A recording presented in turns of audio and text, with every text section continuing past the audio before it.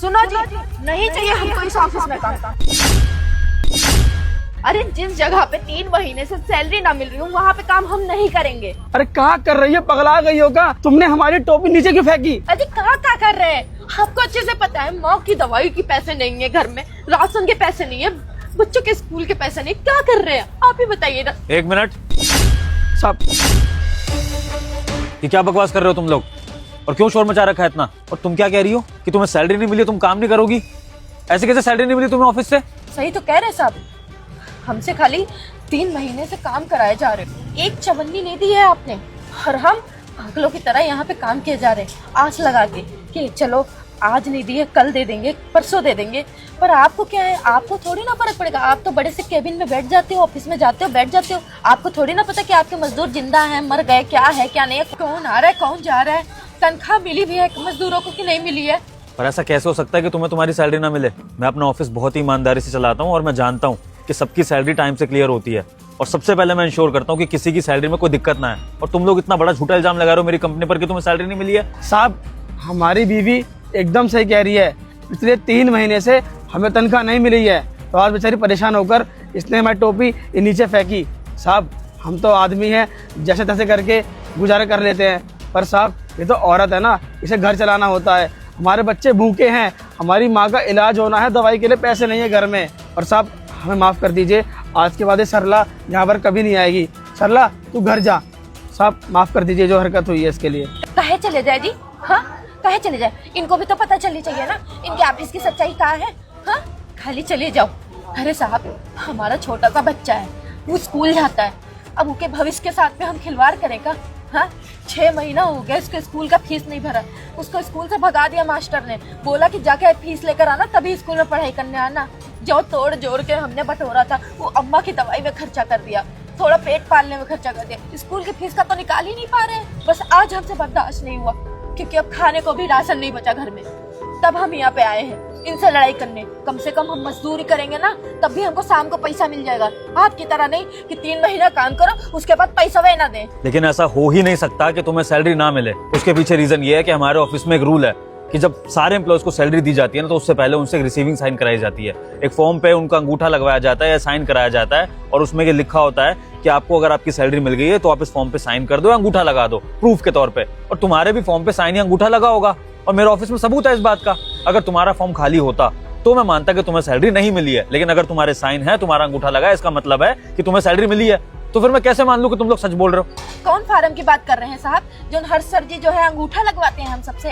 अरे हम लोग तो अनपढ़ जाहिल हैं, हमें तो पता ही नहीं कौन चीज पे अंगूठा लगा देते हैं। हमको तो कहते हैं इस पे अंगूठा लगा दो तुम्हारी तनख्वाह आ जाएगी तुम्हारे खाते में। अरे हमको तो यही नहीं पता चल रहा कि हमारी तनख्वाह काहे नहीं आ रही, आखिर अंगूठा लगाने के बाद भी नहीं आ रही है। साहब हम बहुत परेशान हो चुके हैं, हमारे पति की तनख्वाह और हमारी तनख्वाह दे दीजिए, हमारे बच्चे की पढ़ाई का सवाल है, हमारी माँ की दवाई भी जानी है उसी से। देखिए हम आपसे झूठ नहीं बोल रहे हैं। पता नहीं तुम लोग सच बोल रहे हो झूठ बोल रहे हो। अगर तुम सच बोल रहे हो तो उस चीज की कार्रवाई जरूर होगी, क्योंकि मेरे ऑफिस के एम्प्लॉयज के साथ कोई फ्रॉड नहीं कर सकता है। लेकिन अगर तुम झूठ बोल रहे हो तो मैं तुम दोनों पर मानहानि का केस लगाऊंगा अपनी कंपनी के खिलाफ, याद रखना मेरी बात। साहब हम भला झूठ काहे बोलेंगे, हमारे साथ में एक सहायिका काम करती थी, वो इसी चक्कर में यहाँ से नौकरी छोड़ के चली गई है कहीं और नौकरी करने के लिए। आपको भरोसा ना हो ना तो उनका नंबर निकलवा के आप उनसे बात कर लीजिएगा, और आपको रही पुलिस कंप्लेन की तो आप कर दीजिए, हमको डर नहीं है, हम क्योंकि झूठ नहीं हम सच बोलते हैं। ठीक है, एक काम करो, ये 10,000 रुपये पड़े हैं मेरे पास, ये थोड़ी सी अपनी सैलरी समझ के रख लो, और बाकी की सैलरी मैं जल्दी तुम्हारे अकाउंट में ट्रांसफर करवाता हूँ। लेकिन एक बात याद रखना, अगर तुम्हारी बात सच है तो तुम्हें तुम्हारी बची हुई सैलरी पूरी दी जाएगी, लेकिन अगर झूठ है तो भी जितनी दे रहा हूँ ये भी वापस ले लूँगा, और उसके साथ क्या करूँगा वो तुम अच्छे से जानते हो। लो पकड़ो, अपने घर के खर्चे चलाओ, और अब काम छोड़ने की बात मत करना, दोनों काम पर ध्यान दो, मैं कार्रवाई करता हूँ। शुक्रिया साहब जी। और सरला अब तुम घर जाओ, इन पैसों से ना माँ की दवाई ले लेना और जाकर स्कूल में बच्चों की फीस भर देना, और हाँ घर में ना राशन डाल लेना, और सुनो आज ना मटर पनीर बनाना। ठीक है, जल्दी आइएगा घर। हाँ हम आ जाएंगे।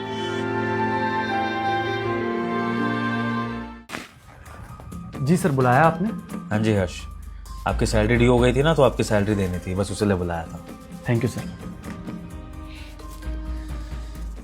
ये लीजिए रिसीविंग, इस पे साइन कर दीजिए, फिर आपको आपकी सैलरी दे दूंगा। जी सर। सर वो सैलरी? दे दूंगा, आप साइन तो करिए। सर लेकिन पहले तो सैलरी मिलती है ना। आपको क्या मुझ पर भरोसा नहीं है हर्ष? आपका बॉस हूँ, आपकी सैलरी थोड़ी खाऊंगा। साइन कर दीजिए, सैलरी मैं निकाल रहा हूँ आपकी। Sure sir.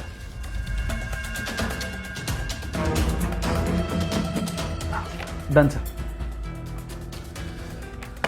Thank you Harsh, अब आप जा सकते हैं। सर वो सैलरी? क्या बात कर रहे हो हर्ष? अभी तो मैंने आपको आपकी सैलरी दे दी, अपने फॉर्म पर साइन भी करा है कि आपको सैलरी मिल गई है। नहीं सर, अभी आपने सैलरी नहीं दी, आपने सिर्फ फॉर्म साइन कराया मुझसे। पर हर्ष, आप हमारे ऑफिस का रूल भूल रहे हैं। यहाँ पर पहले सैलरी मिलती है, उसके बाद फॉर्म दिया जाता है, फिर फॉर्म पर साइन होते हैं, और जिसने फॉर्म पर साइन कर दिए इसका मतलब उसको सैलरी मिल चुकी है। तो आप मुझसे झूठ क्यों बोल रहे हैं? आपको मैंने आपकी सैलरी दे दी, तभी तो आपने फॉर्म पे साइन करा है। सर प्लीज़ ऐसा मजाक मत कीजिए, आपने जो प्रोजेक्ट दिया है वैसे ही उसमें इतना फंसा हुआ हूँ, अभी मजाक का टाइम नहीं है सर। आप काम में फंसे पड़े हैं या फिर आप बेईमानी करने में फंसे पड़े हैं? क्या समझते हैं आप हमारे ऑफिस के एम्प्लॉयज़ की सैलरी मारेंगे, फ्रॉड करेंगे उनके साथ, तो मुझे पता नहीं लगेगा? मैंने अभी जो किया ना, वो आप ही की टेक्निक आपके साथ अपनाई। आपने भी तो हमारी कंपनी के गार्ड और पियोन के साथ यही करा ना, उनसे 3 महीने तक फॉर्म पे साइन कराए और उसके बाद आपने उनको सैलरी नहीं दी। यही करा ना आपने उनके साथ?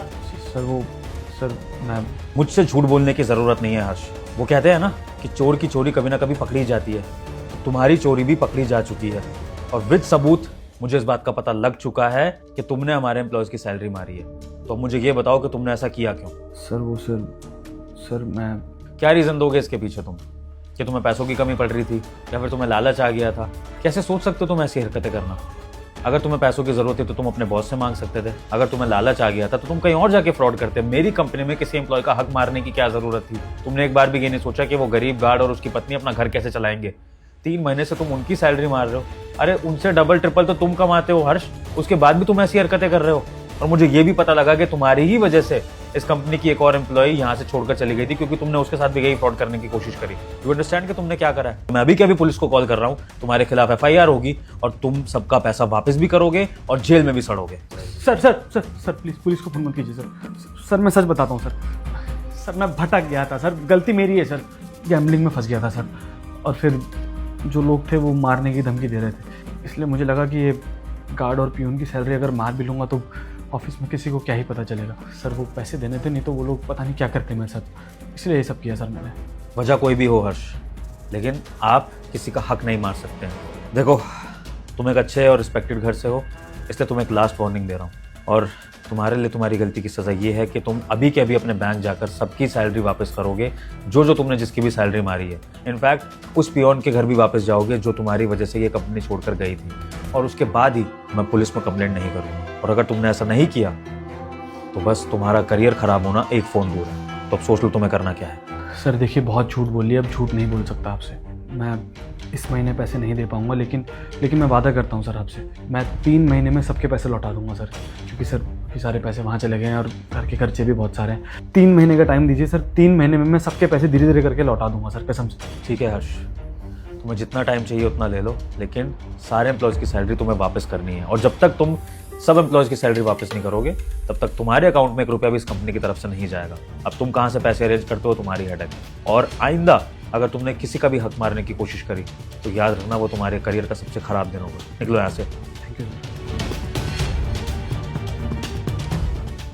दोस्तों, कंपनी में अच्छे और बुरे हर तरह के एम्प्लॉयज़ होते हैं, लेकिन एक बॉस का फ़र्ज़ होता है दोनों तरह के एम्प्लॉयज़ को उनका जायज़ ट्रीटमेंट देना। इस वीडियो में बॉस ने इंसाफ किया कि नहीं, ये आप कमेंट सेक्शन में बताइए, और आपको हमारी वीडियो कैसी लगी ये भी। तब तक हमारे चैनल को फॉलो करिए और वीडियो को लाइक शेयर करना ना भूलिए। Thank you.